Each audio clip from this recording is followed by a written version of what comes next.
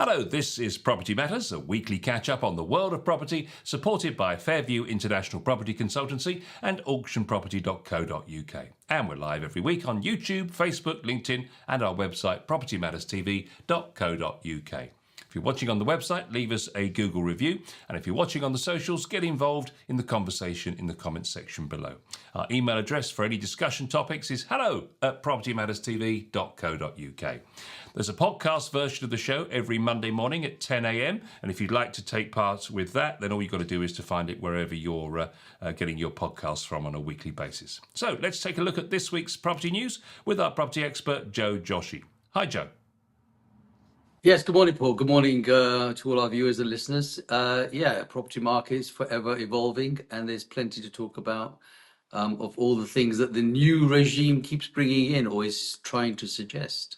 Certainly plenty of change in property at the moment, and there's been a lot of talk in this last week about rent controls. Labour government has in fact ruled out rubber stamping powers for regional mayors to impose rent controls on private tenancies, according to a report. Speculation had surrounded the possibility of caps or freezes being introduced by the likes of the London Mayor Sadiq Khan. But according to the Evening Standard in the week, the government has said that it has no plans whatsoever to devolve rent control powers.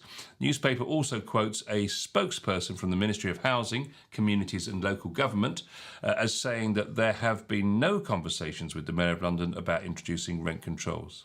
Khan has in the past argued for a 2-year freeze on private rents in the capital, but the Evening Standard said a spokesperson for the mayor confirmed that no discussions have been held on the topic and added that rent controls were not currently a priority for Mr. Khan in his negotiations with ministers. So I wanted to broaden the topic out and take it further than London, because obviously we have a neighbour in Scotland who's had rent controls since 2022, I believe.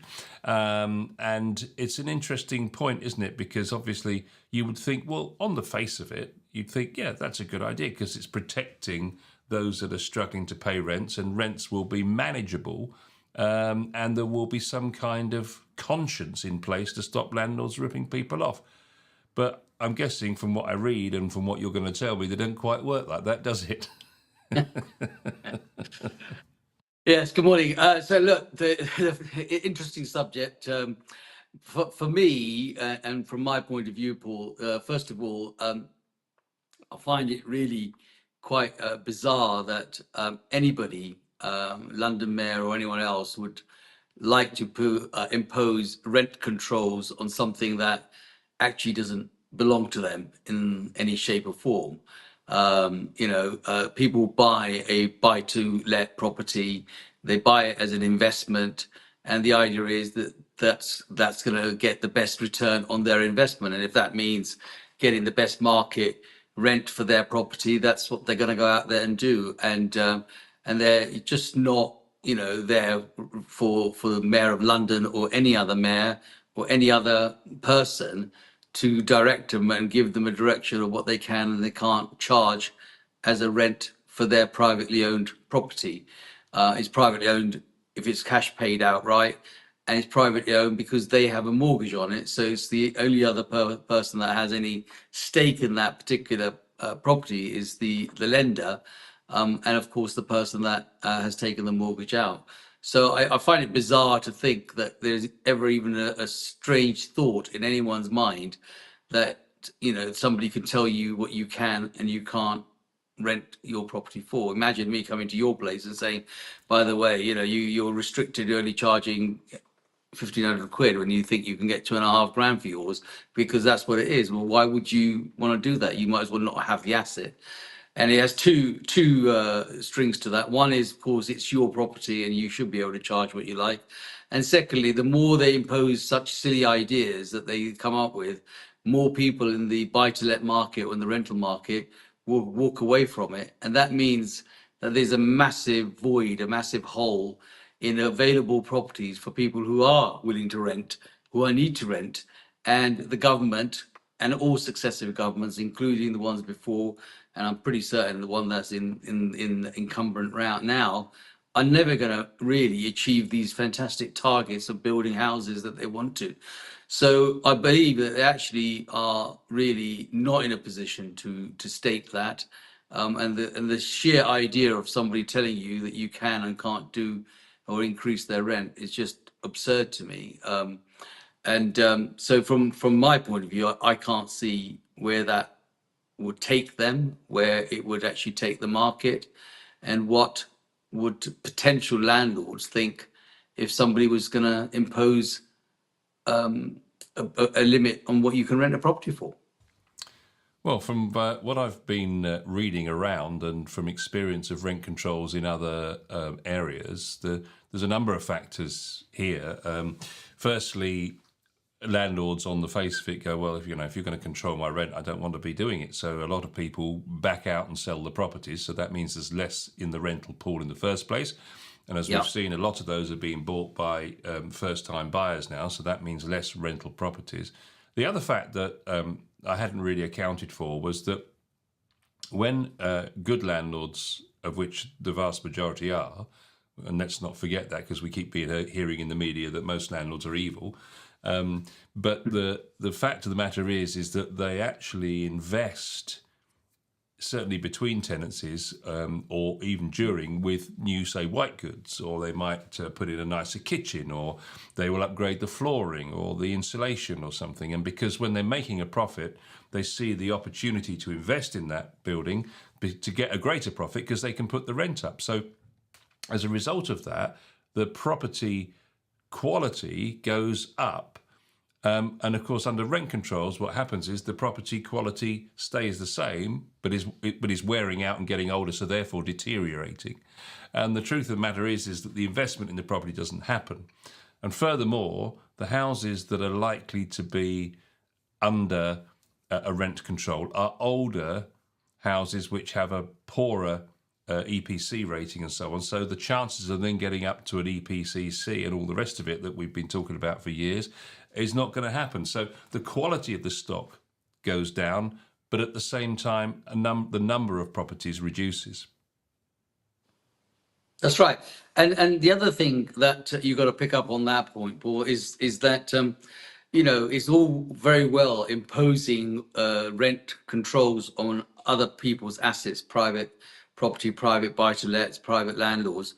I mean, these authorities need to sort of look in the mirror for themselves and look at the rubbish that they actually rent out to existing people, and they've never maintained them, haven't got the money to maintain them.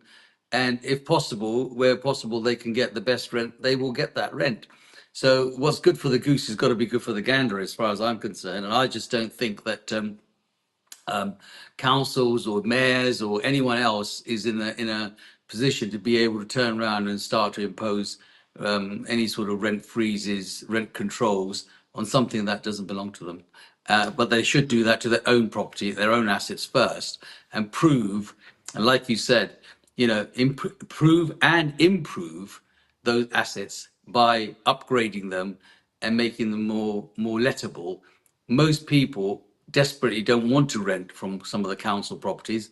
And I've read articles, I'm sure you've read articles. I know of people that have gone in through that scenario where basically, moisture, damp, mold, all of these things are not just private landlords that do, but council properties that they own are in, disastrous order.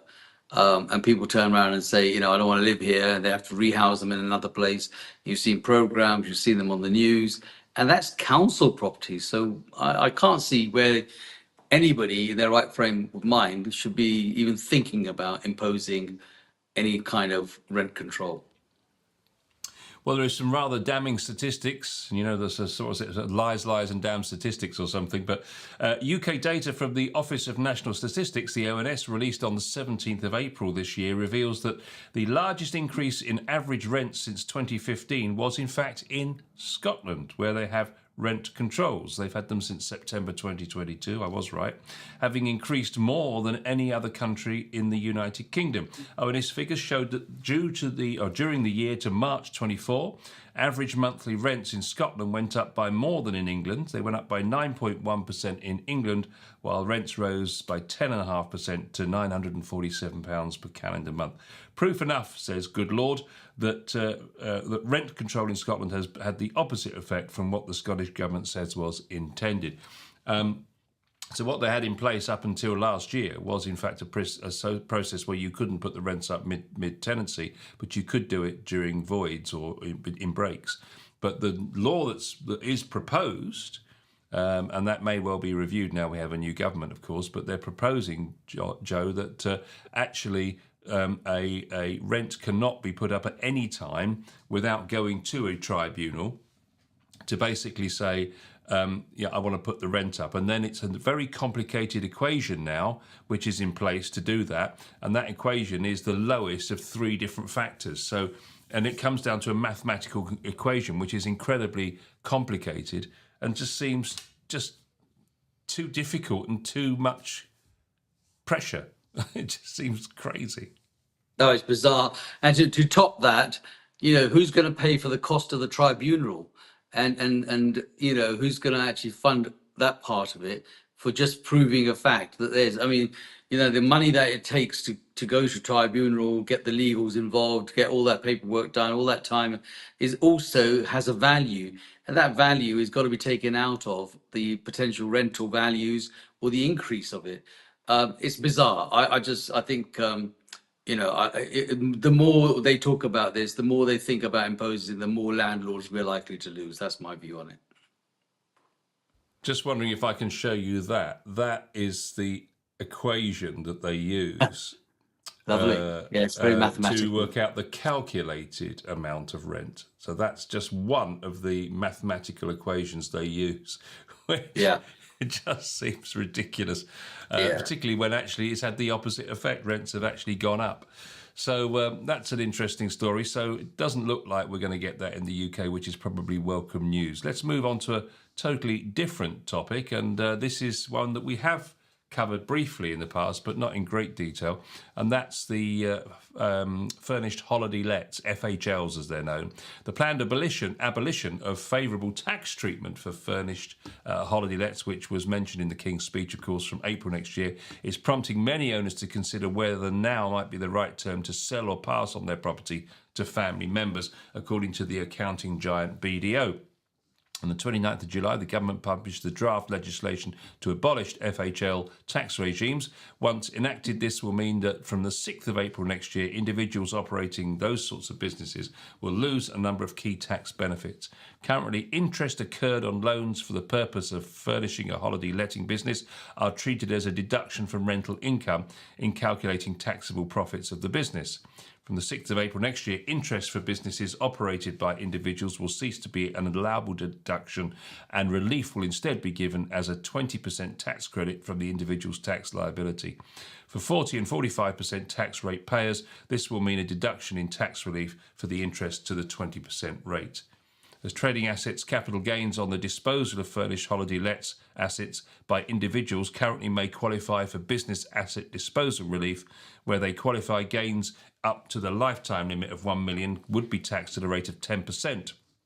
As investment assets from the 6th of April, such gains will be subject to the CGT tax rate of 18%, so nearly double for profits in the standard rate band, or 24% for profits in the higher rate band under current rates. If there's a change to the CGT rate announced in the autumn budget, which many suspect there will be, then these rates will increase. So I guess really what they're doing is bringing those that have moved into furnished holiday lets for these tax benefits. They're levelling up the playing field so that they punish them just as much as the landlords. Yeah. I mean, look, again, here we are. It's a bit like being a motorist, isn't it, Paul? And it's the same as being a homeowner. Wherever possible, the big taxes are always going to be on things that everybody uses, and being a car person, a good percentage of we always end up paying, congestion charges, ULEZ charges, road tax charges, and any other potential taxes that they can find, whether it's a company car, whether it's not a company car, whether it's an individual car, and so forth. And the same is applying here rapidly to the housing market. And during that journey, they are doing a grand job, whoever they are, to get all these landlords, that whether they're doing ordinary lets, a short hold tenancy, or holiday lets, to come out of that market because of these tax breaks being taken away or created. They've already done that damage on the buy-to-let market, which is why everybody wants to come out of it. And now this is another route. But what they don't understand is the more they start to tax these people and take them out, the less tax they're going to actually be getting in, because if people don't actually buy properties to rent as holiday homes or as rental properties, then there's not going to be much tax to collect on them, because they're just not going to be in that business. So I'm not really sure who's advising who here. But the reality is that, yes, these holiday lets, there may have been a loop, there may have been opportunity, and it's only a pocket full of the areas. It's not a holiday let that you're going to do in the middle of, I don't know, a big city town, because it's not there for as a holiday let. It's probably going to be Airbnb. And that might be that sort of, crossover of Airbnb and holiday let, short-term let, as opposed to it being on an AST long-term let. But the reality is that the holiday lets are mostly on coastal places, Devon, Dorset, that kind of area, where they've been arguing about where people have been buying properties up to rent out as holiday lets, and therefore starving the people that live there the opportunity to buy their own property, or first-time buyers. The truth be it is a seasonal area, and not every young person wants to be living in the middle of Cornwall, when perhaps in the holiday season it's quite busy, but otherwise it's quite quiet. So they want to then move into places like London, and obviously enjoy the bright lights of the city and those things. So it's a real mixed bag of what they're going to do. But yes, of course, one of the things that does strike me in that conversation and in your observation of this is the CGT. And of course, that will, we're all confident that the Labour government in residence now has always made it quite clear that they want to tax more, and I think that's where we're going to end up with.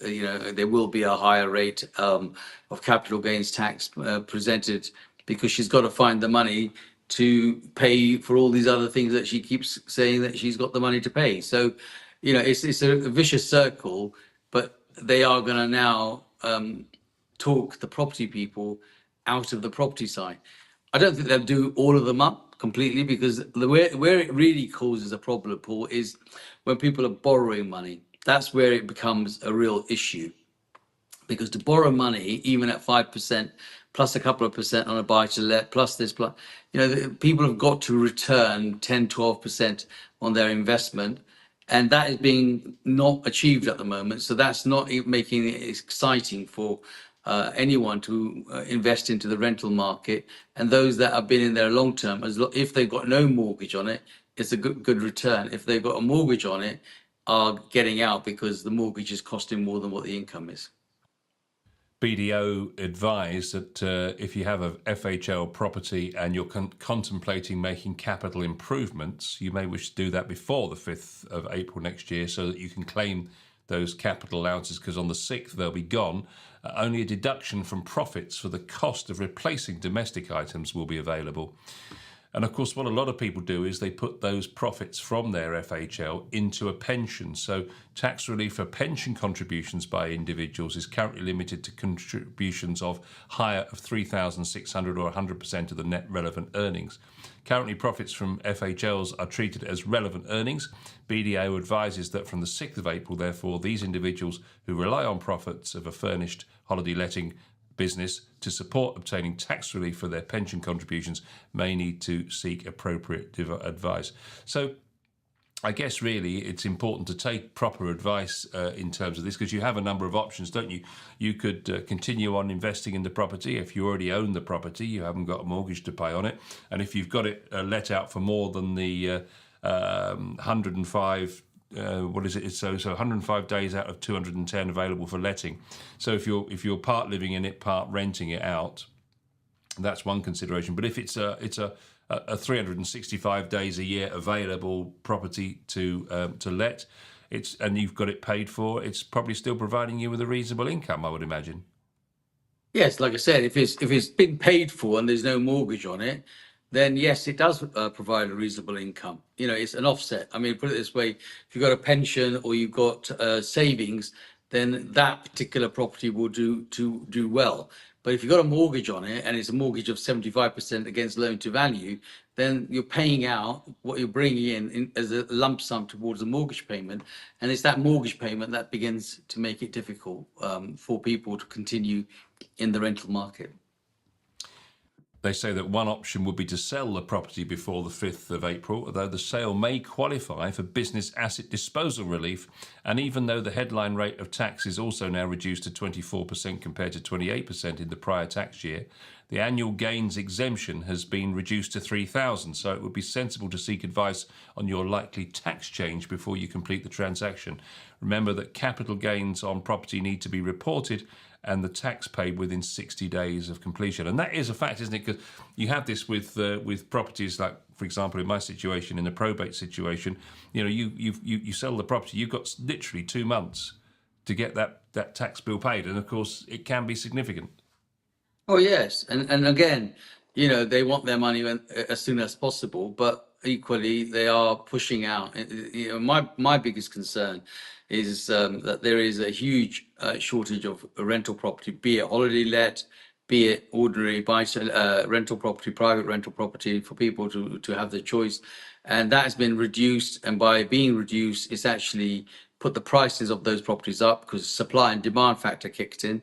The supply is limited, the demand is huge for rental properties, so people are going to charge, you know, much higher rates to rent those properties out.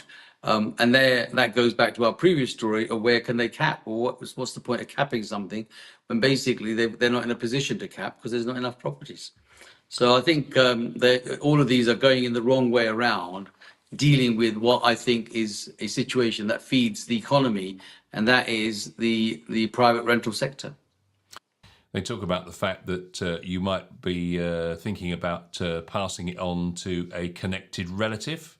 In that case, it would be treated as disposal at market value. However, as a furnished holiday let property, it's a business asset. It may be possible to elect to hold over any capital gain on disposal to relatives. Of course, if they subsequently sold it, capital gains tax would be payable on any historic gains at the prevailing rate at the time, which could be higher than the 24% rate currently. In addition, the gift may have inheritance tax implications, particularly if you continue to use the property without paying rent. So consider the options carefully. It probably is a good time to take professional advice in these circumstances. Yeah, I mean, look, because of that window of the 6th of April, or sorry, the 5th of April next year, a lot of decisions have got to be made. And if the 30th of October gives you the direction of what the capital gains tax is going to be, I would imagine a lot of people will start to think, well, actually, maybe it's time for me to get out and sell. And if they sell and they get out and pay their dues, then there's a reduction of available properties in the marketplace. So the government really needs to think seriously about what they intend to propose, and which would end up shooting themselves probably in the foot. There's some difficult decisions ahead for FHL owners, that's for sure, because if you continue to let the property, it's also worth investigating whether to incorporate it into a company structure, which could be beneficial.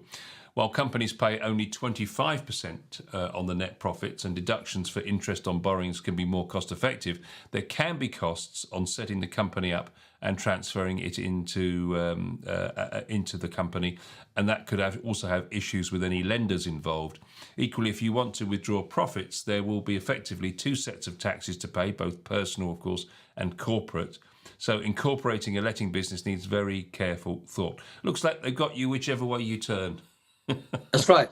That's right. Well, that's like I said, whether they got you, whichever way they turn, they actually are shooting themselves in the foot a lot as well. They don't realize that, you know, all of these changes will end up resulting with people thinking, well, I've got to go somewhere else. It's a bit like, you know, the mansion taxes and the big taxes for the people that are there is a hordes of people that I now speak to who are saying, well, actually, we're thinking about moving abroad, going somewhere else, and until things settle down because the taxations are going up too high. So, they've got to seriously think about what they're going to be doing. But I'm sure we'll keep a tab on it.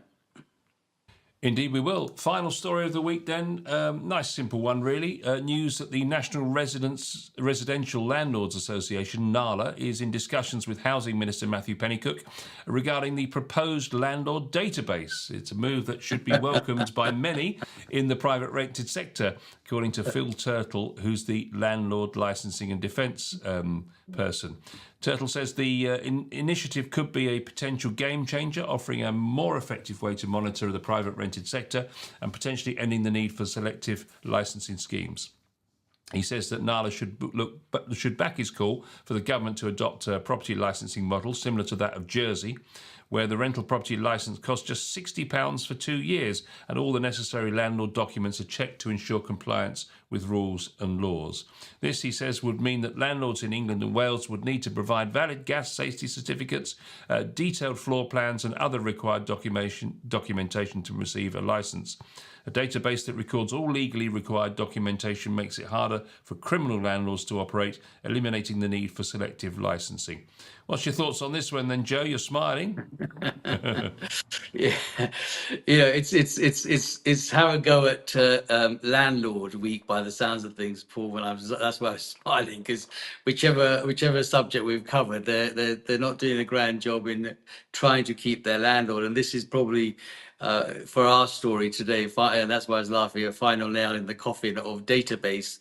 And so what they're trying to do here really is get lots and lots of information about all those landlords that they think may be doing them correctly or not doing them correctly, so that for £60 they can actually log on and give them their information so that they can actually then target them as potential tax or other areas that they need to more reason for local authorities to go and put embargoes and suggestions of things that they haven't taken care of, like, for example, electric, gas certificates, some sort of protection, all of the things that they've now got to provide. And I just think that this is another way of creating a stealth tax. First, £60 potentially to give them the data, and then secondly, once they've got the data, for those councils to then go and attack those landlords and say, "Thank you for giving me your information, but by the way, you're not doing this right, you're not doing that, and now it's going to cost you this and going to cost you that." So it's just another way of the landlords saying, "Well, actually, you know what? That's enough. We're not going to do this anymore, and we want to get out." And of course, as we've spoken before, the institutional landlords will probably have this built in their whole infrastructure, their system. But the accidental landlords, the guys that have got their sort of 1, 2, 3 properties, are going to just think, well, do I really need the headache for all of this? And it's probably best for me to just say, you know what, I'm out, and I'll go and do something else with the things that we want to do. But so yeah, that's why I was smiling, because I just thought that this is a good story to sort of finish on the basis that you've got a final nail in the coffin for private renting landlords. Makes a very good point here. He says most landlords' properties are not inspected regularly under the current scheme, and landlords face hefty fines for minor issues. Councils often overstep their authority, enforcing their own rules rather than the law. Reports from the Housing Ombudsman show that councils do not regularly inspect or care for their own properties either. Jersey's scheme offers better value, he says, checking documents every 2 years, which benefits tenants. The scheme applies to every rental property without any necessary complications. He's calling for the scrapping of selective licensing in favour of the Jersey model under the Labour government's proposed Renters' Right Bill. There's no justification, he says, for any selective licence to cost more than £60 for 2 years. If it does, it's either a money-raising scheme or the council for the council, or a sign of council inefficiency. It's a good point he makes, though, isn't it? Because they often get, because I presume they believe it's a vote win, or residents are going to be on the side. Coming down hard on the landlord's an easy win for the council, but they're not that strict on their own properties that they rent out. Well, again, I brought that point out in our earlier discussion, and that is that, their own properties, the council's own properties, don't meet the correct standards. So for someone to start looking at someone else and saying you're not doing it, they really need to look in the mirror and look at their own assets first before they start to put on these other pressures for and compel people to do things that they're actually not doing themselves. So yeah, I think it's a great point of discussion and an interesting point for people that are listening and especially landlords to take on board and think, do you really want to be part of such a database, and do you really want to be, scrutinized to do your things when actually your local councils are probably not doing their own things, as is the case in a lot of councils. Most councils are near bankruptcy, so their argument is, well, we haven't got the money to do our things, but they've got the money to employ the people to go and pick on, private landlords, because they can see that they may have the money. So yeah, it's a sector that's getting a lot of hammering, and I'm not really sure that they are doing the right thing, Paul, at all, especially when they've got, targets as high as 1,500 homes sorry, 15,000 homes in the time that, they're going to be in power, and maybe more. And they're not building them as quickly as they think they'd like to. And I can't see that happening very quick. No, one thing's for sure, we'll keep an eye on all of those stories. A bit of a landlord special this week, which is, we had a mortgage special last week, landlords this week. Who knows what it'll be next week, but we'll be back very shortly with another Property Matters.